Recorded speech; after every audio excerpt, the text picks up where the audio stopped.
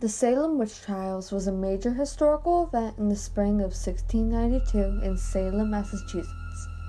If you've not heard of it before, what started off as one or two accusations turned into an entire frenzy in the town of Salem.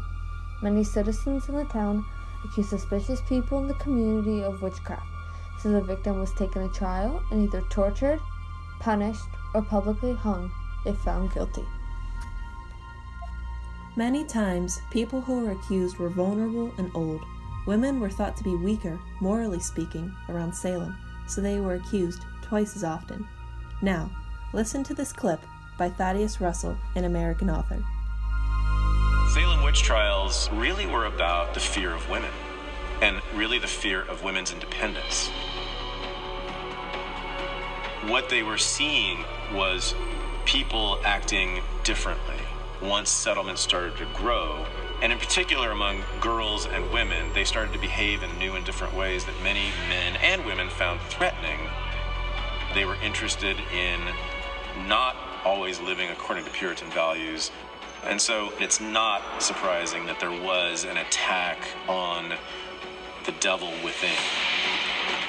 It's definitely a plausible theory that some women started to gain independence and started acting against Puritan rule, so some men thought it would be a good idea to accuse these women of witchcraft to show them some type of punishment, but we'll get back to that later. The Salem witch trials thoroughly relates to the theme of NHD 2017, conflict and compromise. The major conflict clearly would be the accused witches versus the people. These humans accused of said witchcraft were dehumanized, tortured, discriminated against, and even killed. The townspeople had insisted that these witches were evil, therefore creating a divide between the people of Salem and the so-called witches. This was the conflict of the Salem witch trials, while the compromise was at the end. The compromise was all of the townspeople coming together to stop the madness. This was a compromise because most witches had either died or been released on false accusations. The people for the trials had no proof that any of these witches were real. Therefore, the trials were over and the people against them had won. I feel this relates to the topic very well, as it was one of the biggest conflicts in history and made America into the place it is today.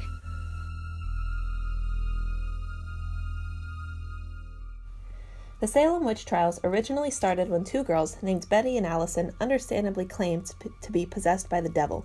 They had been uncontrollably screaming, barking like dogs, and performing strange dances in the woods, so they accused several suspicious local women of witchcraft.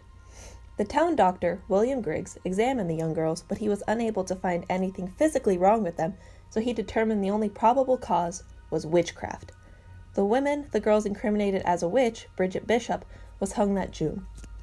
As the sick trend became more and more popular, the other young girls in the community started to accuse older women of witchcraft, including Ann Putnam Jr., Mercy Lewis, Elizabeth Hubbard, Mary Walcott, Mary Warren, Sarah Osborne, and Sarah Good. Sarah Good and Sarah Osborne were homeless women who were believed to be wrongly jailed. Soon this behavior began to spread across Salem. Eventually, ministers from neighboring communities came and loaned different homes sage. I will now read an excerpt from Cotton Mather's journal. In the spring of 1692, an alarm of witchcraft was raised in the family of the minister of Salem, and some black servants were charged with the supposed crime. Once started, the alarm spread rapidly, and in a very short time a great number of people fell under suspicion, and many were thrown into prison on frivolous grounds, supported as such charges usually were by very unworthy witnesses. This journal entry helps to show that hysteria spread very quickly in the town of Salem during this time. Constable John Willard of Salem arrested the first group of witch suspects, but a few weeks later he was heard to say that it should be the accusing girls who should be hung. The girls then accused him of witchcraft.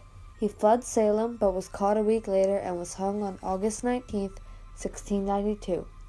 5 more people were hung that July, 5 in August and 8 more in September. In addition, 7 other accused witches died in jail, while a man named Gilly Corey was pressed to death by stones after he refused to enter a plea at his court date.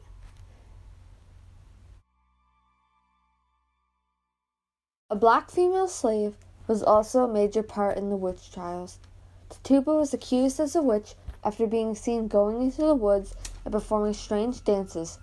Once Tituba was arrested, she confirmed the Christian people of Salem's worst fear. She stated that every accused witch was working with the devil. For this small town with a population of mostly Christian people, the fear that the witches were working with the devil was a very reasonable one. This is a quote from Tituba's court trial. Judge: Tituba, what evil spirit have you familiarity with? None. Why do you hurt these children? I do not hurt them. Who is it then? The devil, for aught I know. As the witch trials grew, the town needed a new way to prosecute and determine if the witches were in fact guilty or not. This need created the court of Oyer and Terminer. This court held 8 judges who determined the fate of these people. Not long after the court was created, hysteria spread to towns nearby, and soon enough the witch trials and insanity were taken over by many towns in Massachusetts. Witches became too much for all the small jails in town, and bigger ones were created to accommodate all the accused. The death of Gilly Corey, as we mentioned before, was the beginning of something else. His death sparked something in the community. People became more aware of what was truly happening and started doubting, as they so should, that many people could be guilty at once. They quickly became afraid that the innocent loved ones that were being persecuted for crimes that they did not commit. Outnumbered, but still fairly large, the group of people against the witch trials sought out to end them forever. Those who were found truly guilty were legitimately pardoned by the new governor, Governor Phipps. Some could say that Governor Phipps was especially lenient towards the accused witches because his wife was accused herself. Obviously, he did not want her dead. As a result, he ordered the end of the trials.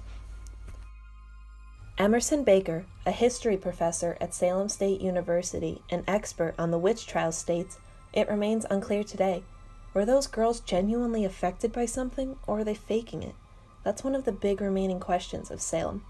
Now, as we said earlier, it is quite a large possibility that some of these young girls were hearing their fathers complain about women acting against Puritan rule, and some of them decided that it would be a good idea to accuse one of the hated women to make their father happy. It spread, and it just went horribly wrong. Although, on the other hand, Linda Corriepel began looking into the Salem witch trials as a college student in the early 1970s, but she had no idea that ergot might be responsible for the terrible events of 1692. But she saw a link between the symptoms of some of the previously mentioned girls Betty and Allison claimed to be feeling, and the symptoms of lysergic acid diethylamide, abbreviated as LSD. LSD is a type of ergot, a fungus that affects rye grain, which many of the citizens ate every day with most of their meals. Corriepel theory states that ergot poisoning was the actual reason why these girls were experiencing these crazy outbursts, and science backs it up.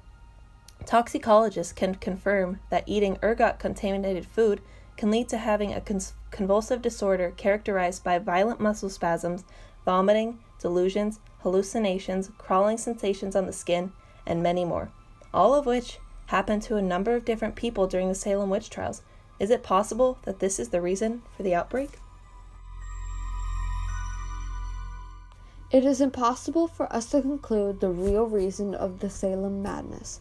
It may have just been that some weren't truly guilty and people were just making things up. Or it could be the town poisoned by a root, which caused them to have outbursts of mass hysteria. Since medical technology and historical data was nowhere near as advanced as it is today, historians deemed witchcraft as the most plausible theory, as there was no other explanation. Some historians choose to question the things we have yet to know, but I would rather focus on the mysteries we have solved about the witch trials. These accused witches claimed their innocence until their last dying breath, as they were hung for the crimes they did not commit. The lives of all these people lost in the town's battle against themselves are not forgotten. The history of Salem is beautifully commemorated at the Salem Museum in Salem, Virginia.